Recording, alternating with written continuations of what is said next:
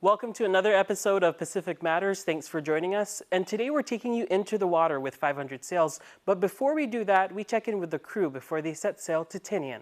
Channel 71, please. Channel your radio to 71.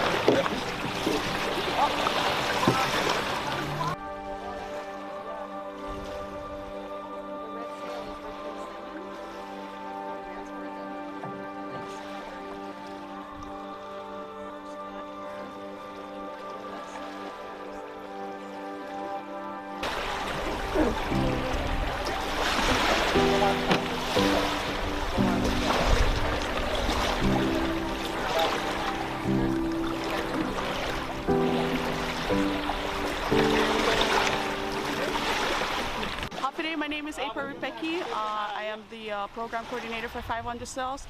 I've been involved with 500 Sails and the seafaring community for 3 years. And as you see here, we are preparing for our voyage to Tinian for the celebration of the Chief Tagat. We got 4 of our canoes out, ready to set sail to Tinian. We got Neni, we got Amagwan out, we got Akioba, and we got Richard Semin. Not only that we have all 4 boats out, we also have 2 of our most important culture leaders, our master navigator Mario Benito, and we also have our master navigator Tony Hielu. I'm excited.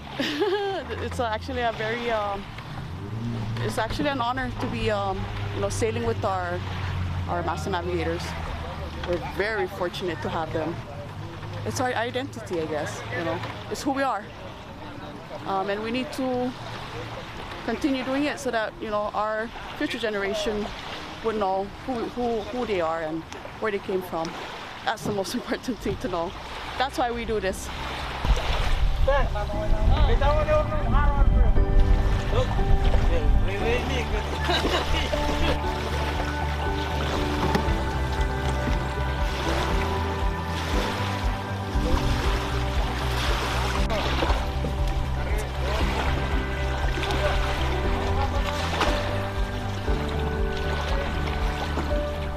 What are we here for? We're preparing to go to Tinian. Yeah. So we're preparing our boat for this 500 sail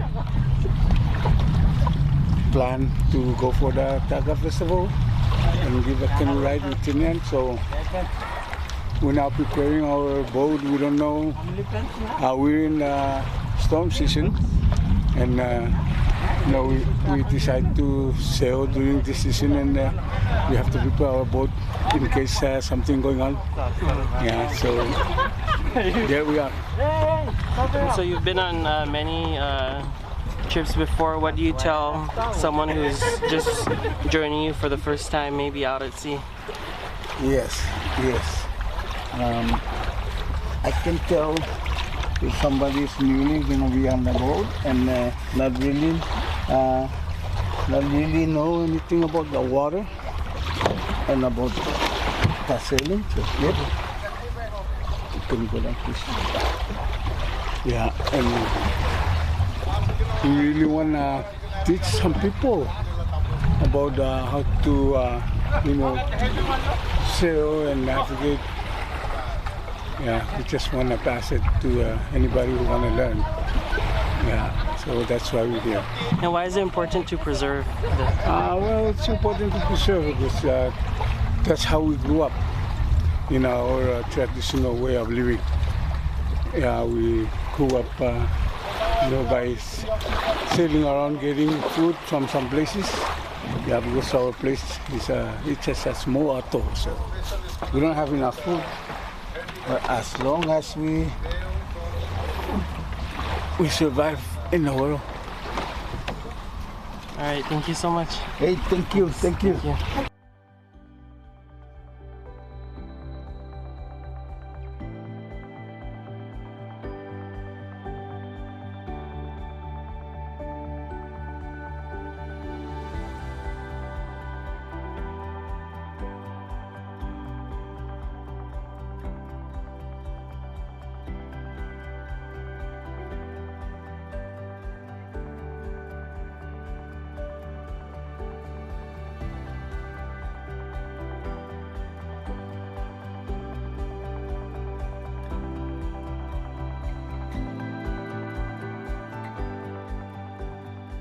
Hi, my name is Marjorie. I'm the new project director for 500 Sails, so I'll be in charge of community programs with canoe, with the sailing, the swimming, and the boat building.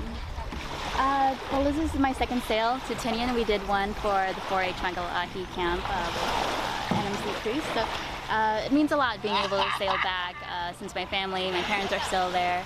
I even introduced my father to the canoes when he came out here to Saipan, and that was an experience for him. So,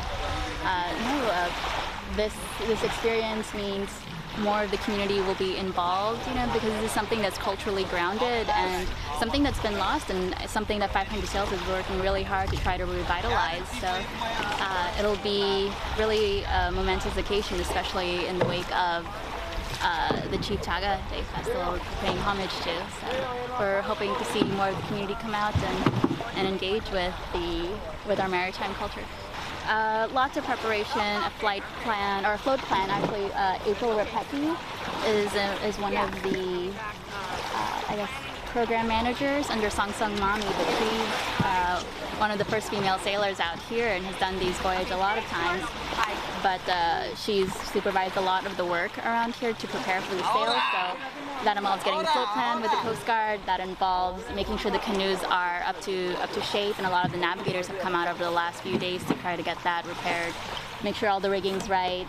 Make sure we got lots of water, some food for the voyage, and we have safety measures in place that we have to follow. So like having our radios charged and ready, having the right equipment in the case of a capsize. There's things like that we have to prepare for, that we already have on hand, so it's just a matter of putting it together.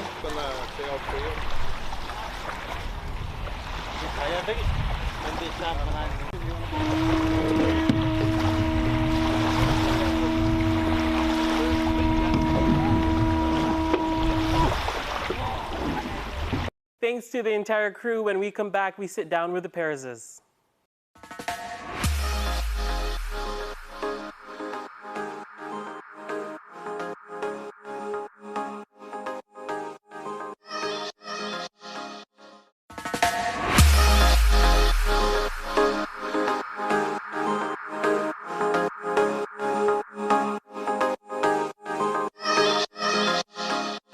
Welcome back. In our next interview, we sit down with co-founders of 500 Sails, Pete and Emma Perez.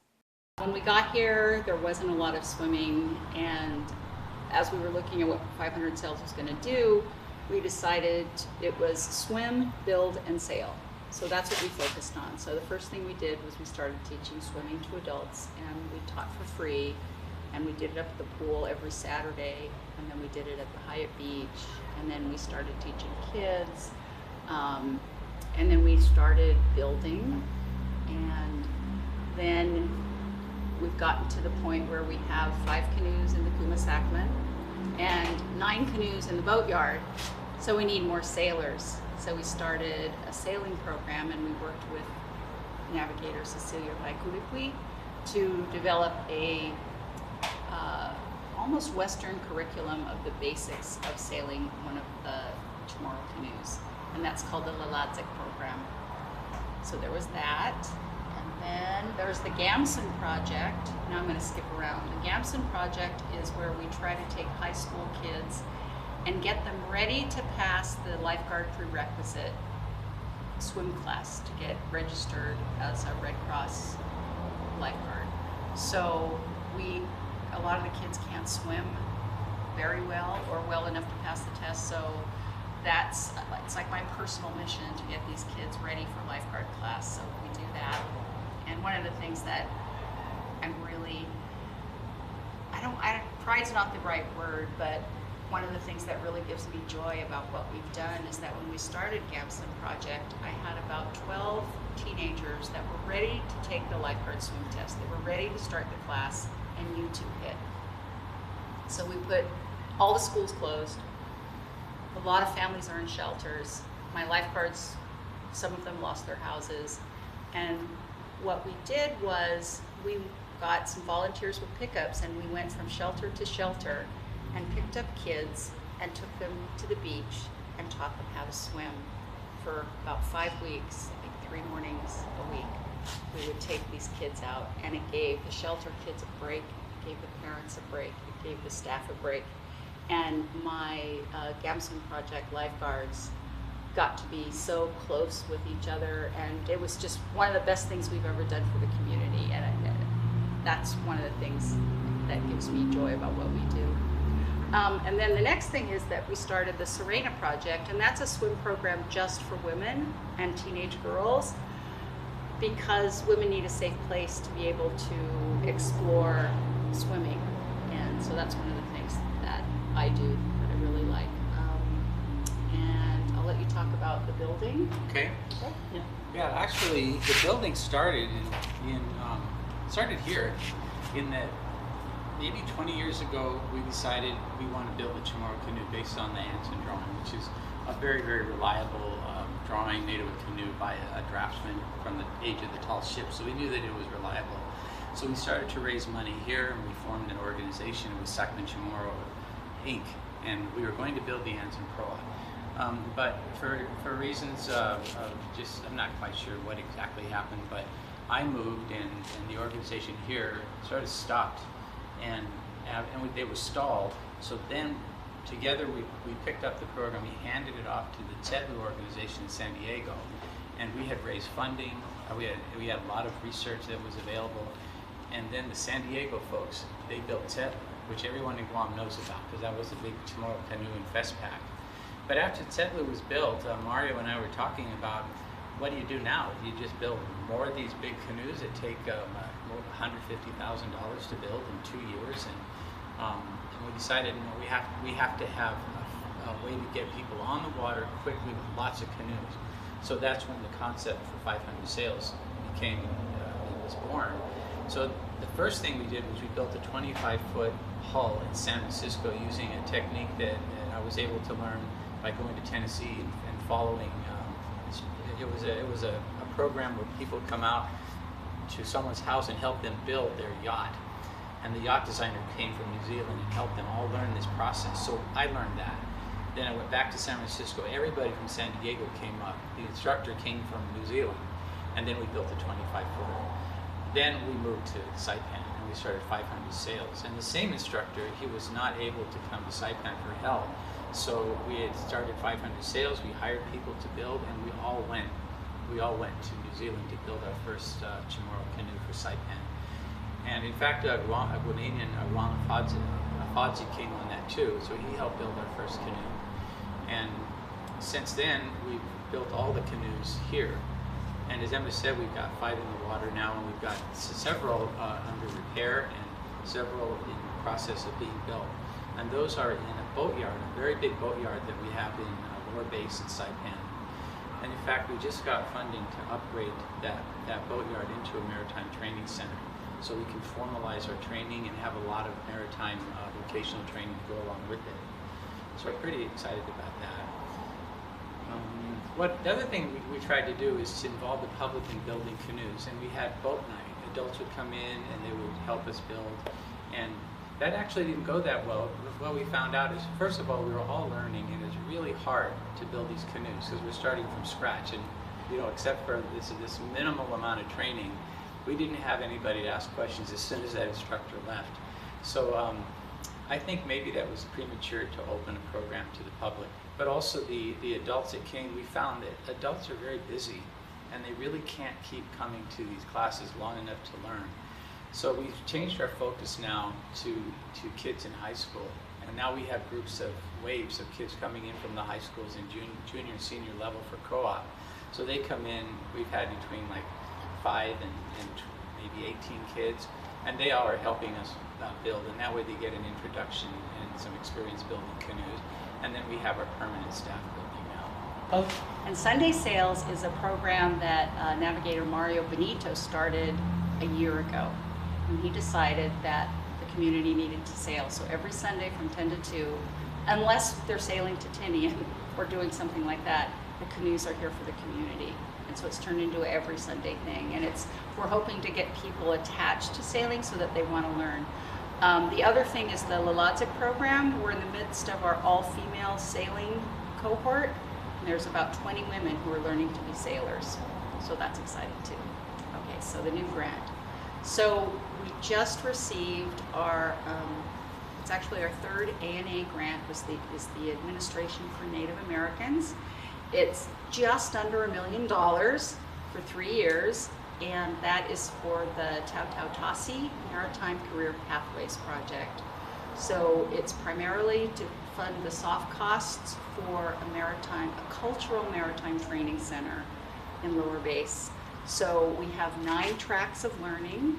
There is a small vessel fabrication.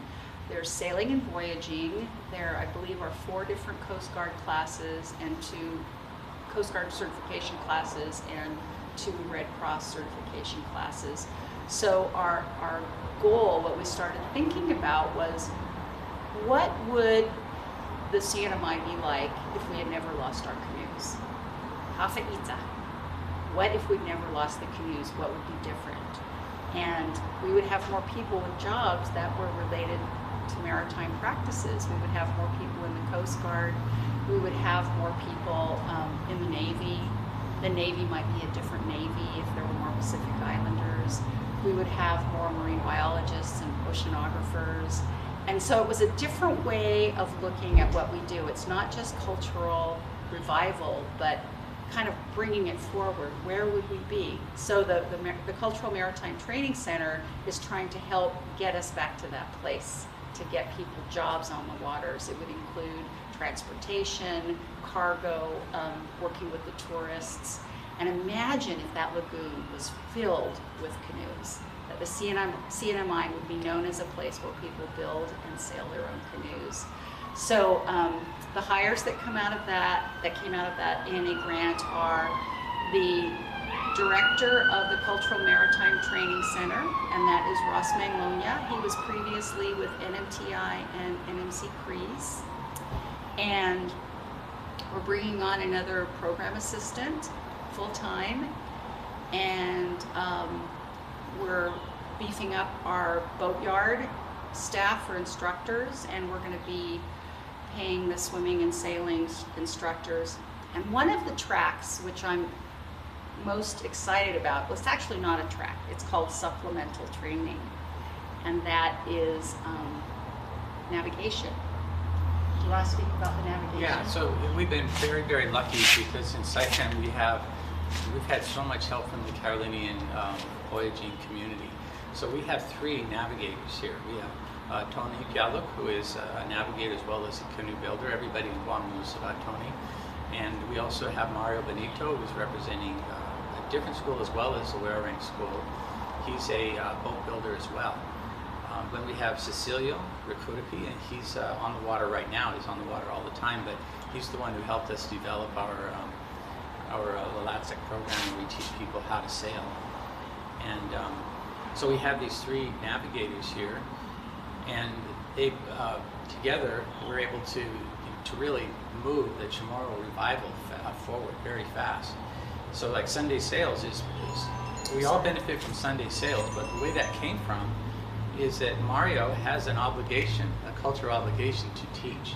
And so this is his way. We can enable him to do that. We can give him the means by providing the canoes and the time, and so that's worked out. We've had this for a year. Now in the Maritime Training Center, we're going to have a traditional voyaging track, and the 3 of them are going to design it and they're going to teach it. And again, our role is to facilitate that, to give them the classrooms, give them what they need to do that, including the floating classroom. I think it's really, it's very, very important for them to be able to teach this.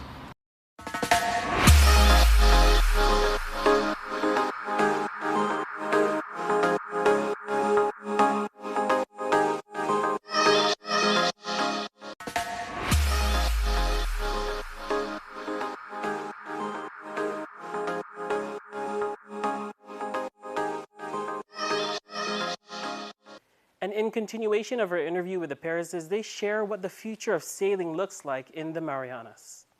Really looking at a situation where the world has changed so much that everybody has jobs and everybody needs money to pay their rent. So one of the things we can do is we can give them salary for doing that. It's part-time because they're all together, it's like part-time salary, but it's going to help. And then we give them the structure so that they can have the place to gather. Because the days of people growing up from a child to an adult, learning on the beach, those are not here right now. If this tradition of maritime, traditional navigation is to continue with the amount of learning that's involved, then we need to get into a structure that can work with this kind of community that's very much jobs and money based. So that's what we can do. But you know, Carolinian culture is Carolinian. It doesn't belong to Chamorros. This is ours. Doesn't belong to Carolinians. And we have a very good dividing line that's respectful on both sides and supportive on both sides. But we don't want to cross that line. We do not teach traditional navigation, right? I teach sailing, and I teach sailing the way that I know as a Western perspective. Mario teaches sailing the way he knows. It's a completely different way of teaching. So they coexist, they support each other, but I think that's how we're going to get this tradition to continue. And I don't know what's going to happen 50 years from now, if it'll be the same or what it's going to look like. But right now, at this point in time, this is what we need to save that tradition. I just wanted to ask the last question about what the end goal or what the ideal is. I know 500 sails, right? The name itself is kind of aspirational in terms of even just the vision of seeing 500 sails in the water here. So, could you paint that picture for us? Yeah. Well, first, 500 sails has two meanings. The origin of it was the day the San Pedro arrived in the Marianas, and they were met at sea miles out by Chamorro canoes, and they were escorted in. And during the day, Chamorro sailors kept coming, and someone on the deck of the San Pedro reported 400 or 500 canoes around them.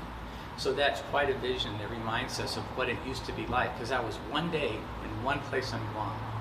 And true, it was like a magnet from around the area, but what about the northern islands? What about the other side of the island? How many thousands of canoes and thousands of sailors were there? So it reminds us of what we were, but also what we can be again. So that's the first reason. The second is, we have a goal of seeing 500 canoes, sailing canoes on our water by 2030. And the way we're going to get there is by training people to build canoes, by giving the facilities to build canoes, and by engaging all the islands. So we've got good movement on Guam, they're building canoes there. We've got good movement here. We need to engage Tinian and Rhoda. And we're working on that. These are all part of our goals. And if you were to graph this, you can see the number of canoes and number of sailors climbing. And we hope that it's going to be exponential. We still can hit that goal. But in a way, it doesn't matter if we hit it. You just need a goal. Maybe we do 600, maybe we do 300. But no matter what, we'll have our sailing tradition back. And right now, I can say one of the things that I think I am proud of for all of us in this community is children born in the CNMI today. And Guam, I think, though, I really can attest to the CNMI, and I think the same is true in Guam, that children, Chamorro, Carolinian children born, will have canoes in their lives again. They'll never not know canoes in their lives.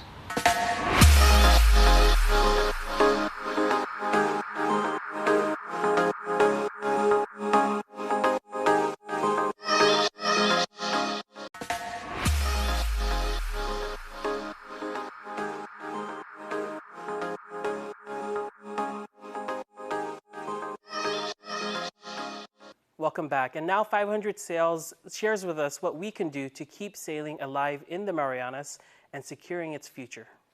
It's going to be very hard for a maritime tradition to survive if you lose all your sailors.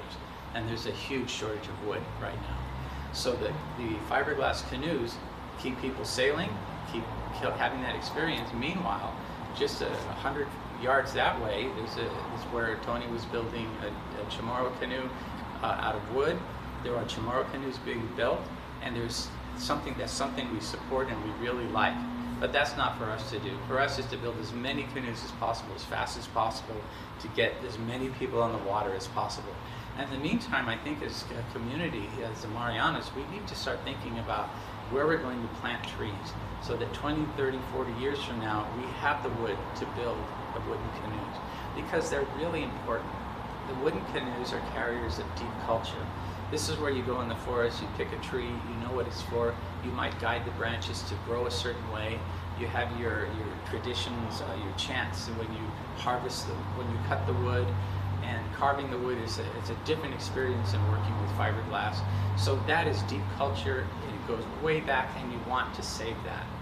So there's room for growth, there's room for cultural development and changes of materials. The whole belay is fiberglass. There's lots of fiberglass canoes in Oceania.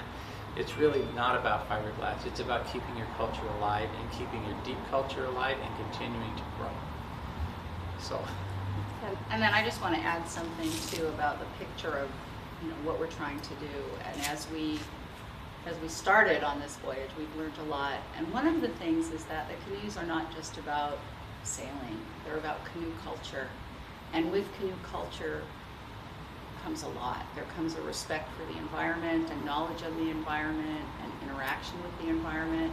There comes a very deep need to understand and abide by the notion of respect. And that the magus or the captain, you do what they say. It's not by committee. And that's one of the things we found early on, is that there's a Western way of being vocal about everything you feel and think, and it doesn't work so well on a canoe. And so that was a big eye-opener. It's like, oh, we got to teach people how to be respectful and just do what they're told. And so that's an interesting thing, but to understand that it comes from a place where the captain has your life in his hands and you need to trust that person to do the right thing. So the canoe culture is very, very deep. And that's something that we try to teach early on. And also our sailing students, we try to teach early on that you need to teach this again. That you're not just learning so that you can go have fun with your friends on the weekend. You need to learn so that you can teach the next group, and they can teach the next group. And that's going to do it for us here on Pacific Matters. Thanks for watching. We'll see you right here next week.